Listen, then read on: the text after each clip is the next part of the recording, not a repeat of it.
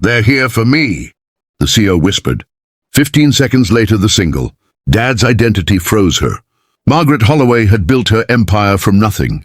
At 52, she ran one of the most powerful pharmaceutical companies in the country, sat on 3 charitable boards, and never, not once in 30 years, let anyone see her afraid. If you believe in kindness, second chances, and the power of small moments to change lives, please like, comment, share, and subscribe to Kindness True Stories. Also, tell us in the comments where in the world are you watching from. But standing in the cold marble lobby of Riverside General Hospital that Thursday morning, her perfectly composed face cracked.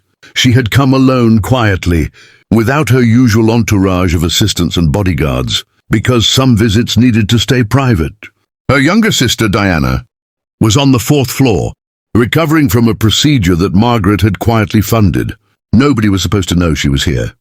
That was the entire point. She had slipped in through a side entrance, wearing a plain coat, sunglasses tucked in her pocket, looking as ordinary as she ever allowed herself to look. She was almost to the elevator when she noticed the man watching her from across the lobby. He was standing near the reception desk, quiet, still his eyes fixed directly on her. Something cold moved through Margaret's chest. She had received threats before. Every powerful person did, but usually she had security, protocol, a wall of people between herself and danger. Right now, she had none of that. She stepped closer to the man standing beside her, a stranger waiting near the elevator, and whispered the words before she could stop herself. "They're here for me." The man turned. He was younger than she expected up close, mid-30s, slightly tired around the eyes, wearing a simple jacket with a hospital visitor badge clipped to the collar. He looked at her with calm, unhurried attention, the kind that comes not from training, but from genuine steadiness. He glanced briefly at the man across the lobby, then back at her. "Let me stay close," he said quietly. "Just until you're in the elevator." It was such a simple offer. No questions, no hesitation. Margaret, who trusted almost no one, found herself nodding. They walked together toward the elevator, and the man across the lobby moved, walking directly toward her, hand reaching into his coat pocket. Margaret stopped breathing. The stranger beside her shifted slightly, just enough to stand between her and the approaching figure. Then the approaching man pulled out not a weapon, but a folded piece of paper, a printed photograph, and spoke in a nervous, rushed voice. "Miss Holloway, I'm so sorry to bother you here. My daughter, she has the same condition your company is researching. I've been trying to reach your office for 6 months. I thought if I could just give you this." His voice broke. Margaret looked at the photograph. A little girl, maybe 7 years old, grinning at the camera with a gap-toothed smile.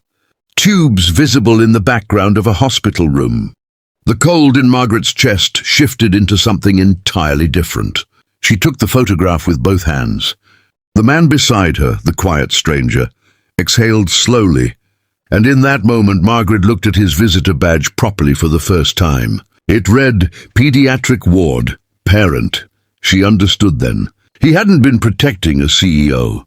He had been protecting a frightened person, the way anyone decent does when someone near them is scared. He was a father who spent his days in a hospital beside his sick child, who had learned what it meant to stay calm when everything around you was falling apart, and who had simply extended that same steadiness to a stranger. "Your daughter," Margaret said to him softly. "How long?" 8 months, he said. "She's fighting." Margaret looked at him for a long moment. Then she reached into her coat, drew out her personal card, the one with her direct line, not her office number, and held it out to him.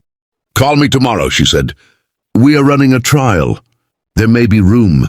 She turned to the man with the photograph and asked her assistant to come down immediately. Standing in that lobby, surrounded by ordinary human need, Margaret Holloway realized something she had forgotten.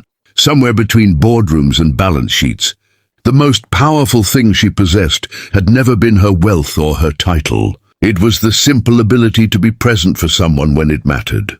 That day, she was present for 2 strangers, and somehow in doing so, she finally felt worthy of everything she had built. If this story moved you, please like, share, and subscribe to Kindness True Stories.